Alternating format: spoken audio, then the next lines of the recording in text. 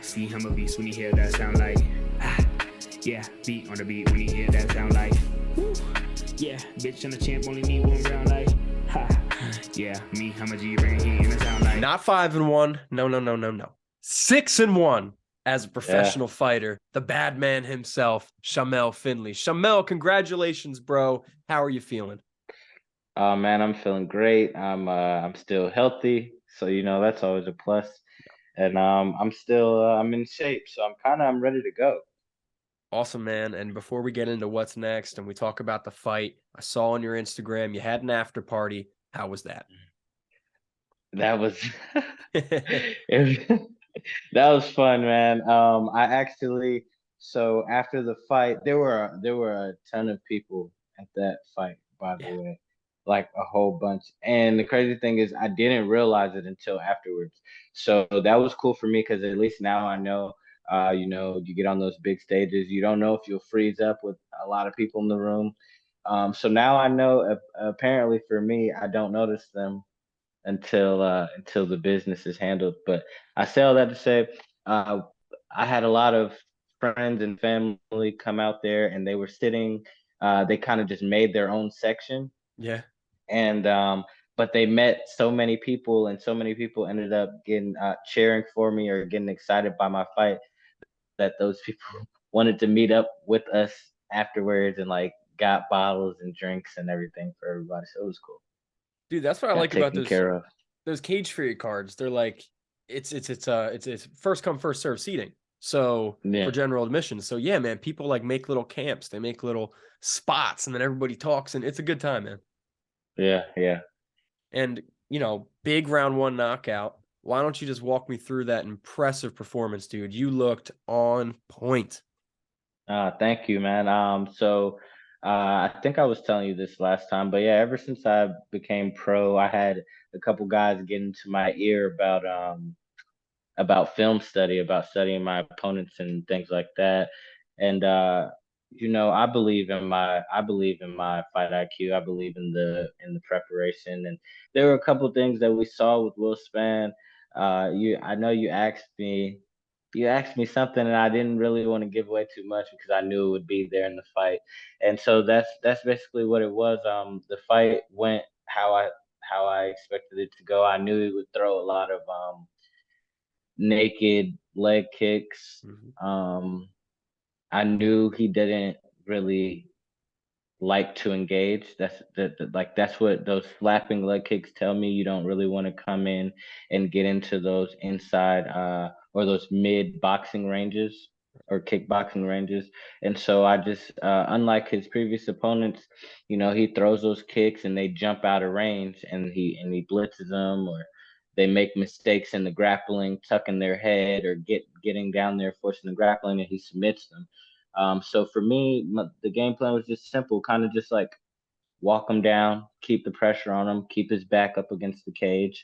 And I saw from previous fights that he gets hit with the right hand a lot. He gets hit with the right hand a lot, and I knew that when if you're looking at film on me, I'm a southpaw Mhm. to these guys, but no, I switch stances a lot. Everybody that trains with me, or if you paid attention to my previous fights, you'll see like I can fight from either stance pretty well. So I just knew it was a matter of time of kind of just like walking them down, getting them comfortable, and then changing the tempo on them, switching stances, landing the right hand. Yeah, because you hit, it was like the 1-2, or maybe it was an overhand in the orthodox stance. So nothing southpaw there, bro. Yeah, yeah. And I mean, 5 knockouts in your professional career. Do you want a submission next? I, you know what, man? I just take the fights as they come. But I'm not gonna lie. I'm not gonna lie and say there's not a part of me that's like very my my intent. What I intend to do when I go out there, yes, is to knock people out. Is to separate people from their consciousness and with striking. Only because I know I'm at a weight class where people uh don't think that can happen or they don't Right. think it happens as much. And it's kind of like, well, if y'all don't think it happens that much, well, then here's an easy way for me to become an outlier, you know? So that's how I think of that. But like, can I submit guys? Yes. Can I choke them? Can I hold them down, beat them up? I can do all that stuff. But I feel like, why fix what's not broken? And if somebody can stop me from doing that, then it's MMA. You got to go to the next thing. But I'll never go out there and not take what's given to me. You know. Yeah, man, 100%. And that's experience and fight IQ talking. Smart man, championship mentality. And speaking of the championship, I just noticed, I never knew this. I thought Takahashi was still the champion. It's a vacant No. flyweight belt. He's back with Ryzen. Who do you Mm-hmm. want to fight for that belt, bro? Because I got to think that's next. Who do I want to fight? I wouldn't. I don't know. I don't know enough of the flyweight guys Sure. to know like who do I want to fight. I want to fight anybody that they like put in front of me for the belt because it's really not about the opponent at this point. Yeah, I just want the belt, and yeah, I guess that's how I would answer that. It's nobody I want to fight. I just want the belt. And is that next? When do you want to get back in there and fight for that belt? I'm not sure what's next. When do I want to get back in there and fight? Honestly, it's ASAP. I'm still in shape. I feel good. I'm not hurt or anything. Uh, if I had my way, maybe I'll take one more before the belt. Just to work out some of the kinks and also just to show what I have been working on. This last fight I didn't really get to show anything. I did, however, get to like introduce everyone to me, but like Yeah. I feel like if you do it once, you know um then I should be able to do it again. I do it again, and now like, okay, it's not a fluke, and like really, we won't accept anything else but seeing this man like hold our belt. So that's what I'm trying to create. So yeah, I want another moment, another big moment, and then to where it's like it's we can't ask him to fight anything else or for anything else but this belt. And I know the belt is like front and center on your mind, and you're very focused on where you're at right now. But I have to ask, after such a highlight reel finish on UFC Fight Pass, a lot of people saw it on Instagram and Twitter. Did anybody reach Yeah. out yet? Any big promotions reach out at all?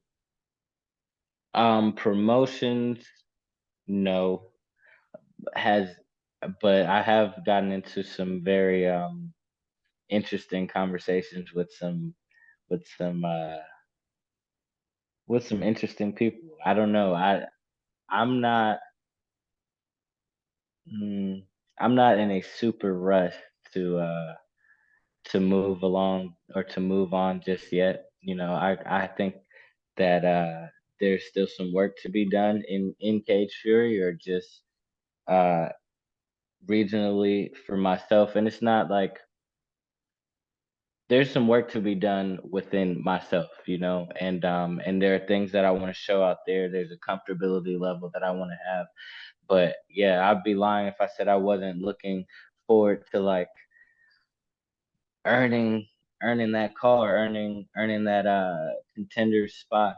How whenever it comes, I want to be ready, and I just feel like another fight or two would put me right there where I'm like, okay, I could beat anybody in the world. That's how I want to feel when I'm walking in to the UFC. Yeah, man, that's a good mentality to have. Don't rush it. I love that for you, dude. And talking about staying prepared, being prepared. Are you back in the gym already? Do you have any big plans in terms of training this time around?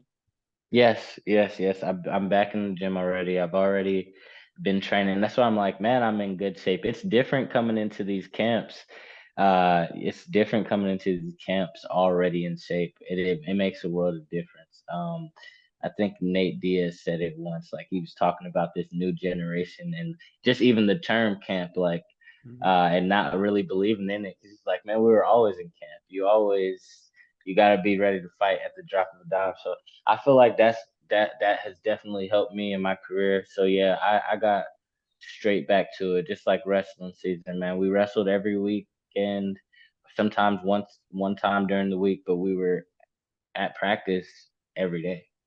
You go right back to practice. So I've been treating my fighting like that, and it's been helping. So the plans I do have, man, I'm shout out ATT Coconut Creek, man. I got to work out there a little bit for this last fight, and so I think I'm gonna go back there. That's ATT Team Lima. That's like our sister gym. I think I'm gonna go back out there, get with those some of those guys, and just you know bring some things I've learned from my gym, take some things I can learn from their gym, and just keep evolving. And then maybe after that, I'm also thinking about going and training out in Vegas.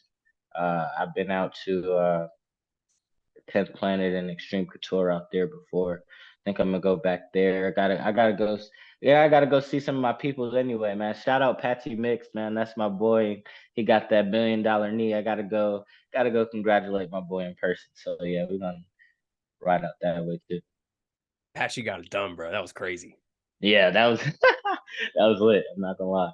Dude, That it was was lit. like it was so clean and it seemed so effortless. It was just like, oh shit, okay. Crazy. Yeah, it was like, damn, the fight's done. Like, I don't even, man. We had like this whole fight party, kind of like, we were still after the fight. I stayed out in the fight. The was in Tampa. It was on a Thursday. I stayed out there Friday, Saturday, Sunday. It became a whole vacation after that. Yeah. We had this nice Airbnb. Everything was cool. We had a pool outside, all types of stuff. Cookout. We got the jet ski. It was great. That's the part about this life that man, it gets you sometimes, man. It's like it's a real movie sometimes. But anyway, we were watching all the great fights of that evening. Gervonta Davis and Ryan Garcia. Mm-hmm. Dang, how you pronounce his name? Pavlovich versus Oh yeah, Pavlovich um and Curtis Blades. and Curtis Blades, yeah. And then Patchy and Stotts, and just the it was a fight of knockouts for all the main, like, it was just, I don't think people really realize how big of a fight day that was. Yeah. But it was crazy because Patchy's was the most, it was the most what's the word I want to use, man? It was just the most definite and the most, it just was like, bro, he was It's like stiff as a boy. Yeah, done. and just, Yeah. yeah. So yeah, that was crazy. That was crazy. Yeah, Crazy, man. that was a good weekend of fights, dude. We had you guys on Yeah. Thursday. We had Bellator 294 on Friday, and then UFC, Mm-hmm. Tank and Ryan, and more Bellator on Saturday. I love those weekends. Mm-hmm. And then next week, UFC 288. I'll be there in person. Can't freaking wait, bro. Oh yeah, man. It'll be dope. Congratulations. I wish I was that's Someday. what's up. Someday, dude, I'll be covering your fights. You'll be at the UFC, and we'll be talking on Media Day, bro. Oh yeah, man. Hey, thank you for speaking that into existence. I like that. I'm a big speaker of things into existence. So 2024, I'll see you there, brother. And Shamel, before we get out of here, like I always do, I want to give you the opportunity, my man. Coming off a big win, all the eyes on you, UFC Fight Pass, Twitter, Instagram, all over YouTube, yada, yada, yada. Anything you want to say to everybody? The mic is yours.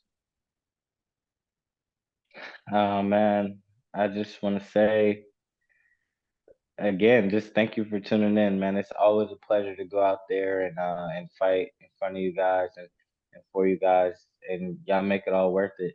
And if there's anything that you want to do at home, um, anything you're passionate about, I'm as normal and as regular as they come, and I'm just sitting here watching certain things unfold in front of me, and it's all just started as a thought or as a dream. And like, so if you want to do anything, man, just do it. That's the quickest way to start or achieve or anything is to just start it.